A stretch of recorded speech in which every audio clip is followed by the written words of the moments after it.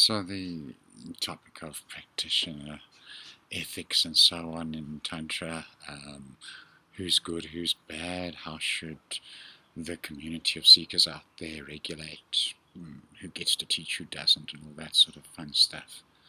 A lot of the confusion and irritations and things around this come from a kind of a misunderstanding about Tantra.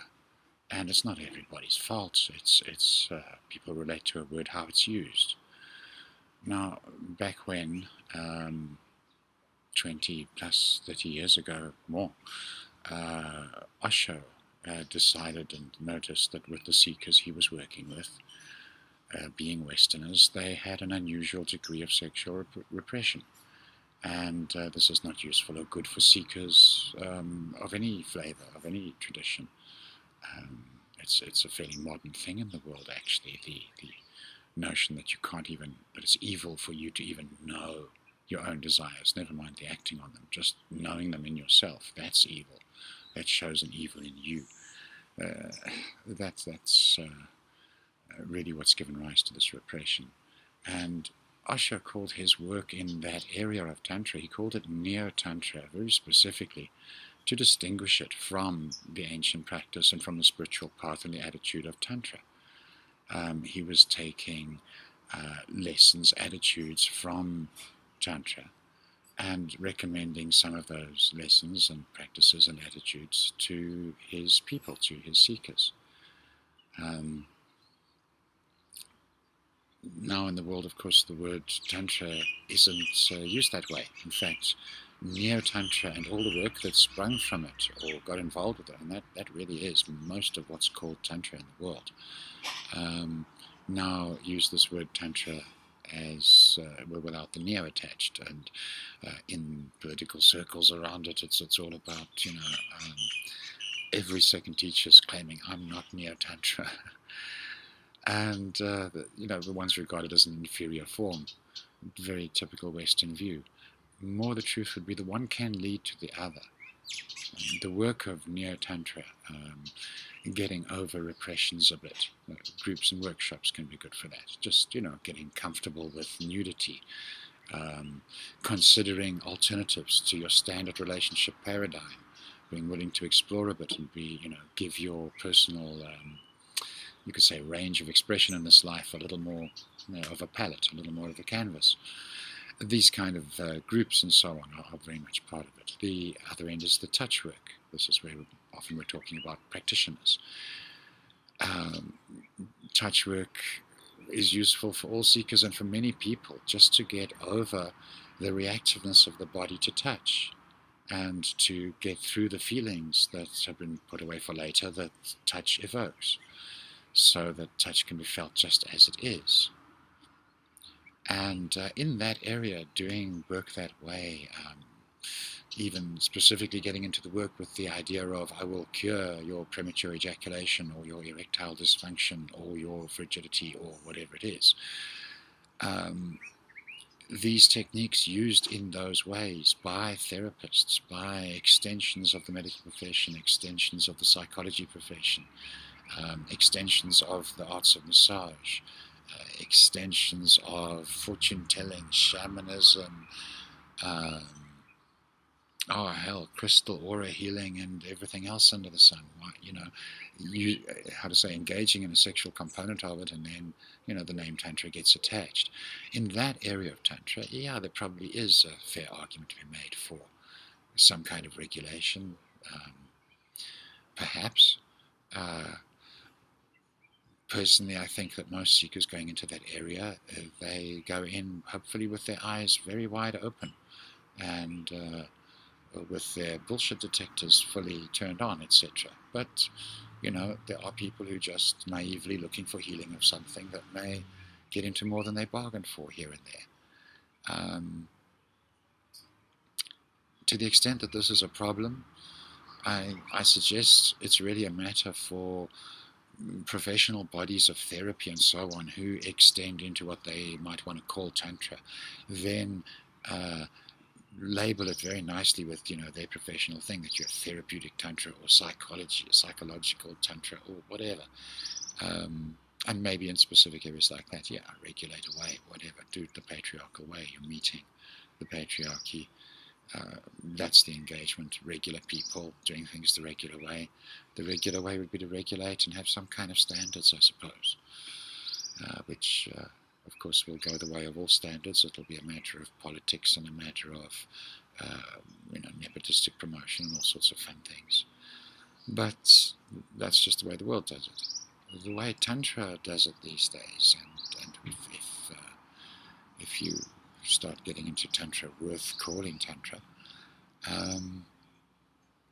Tantra, as a distinction from all other paths of the spiritual world, is that it's intent on getting to the big answers this lifetime, right now.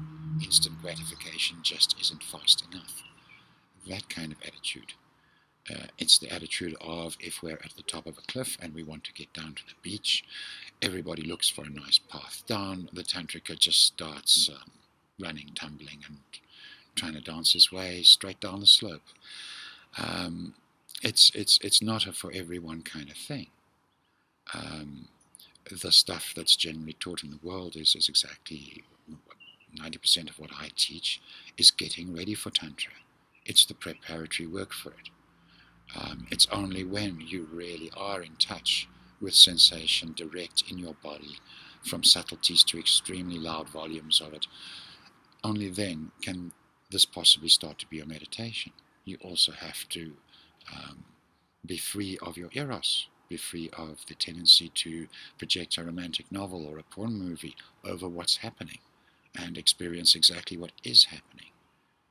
That's necessary if sex is going to be actually your meditation, actually a meditation form.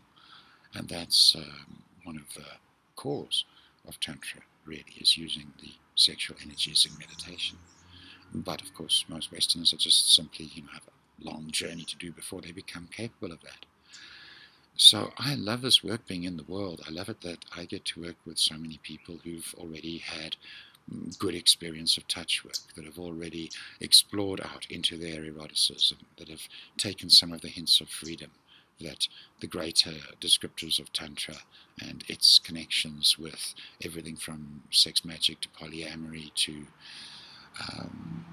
I know teachers who just have more than one lover, and so they call themselves tantrikas so their disciples don't criticize them. The use is broad. And I enjoy that, because out of all the people messing with that, the few that really should, they tend to find me. As far as the rest of you go, that there's some lessons for you here, there's some healthy things for you. Please use your self-intelligence, use your self-regulation. Talk to 3 people who've been working with a practitioner before you go to them, and so on.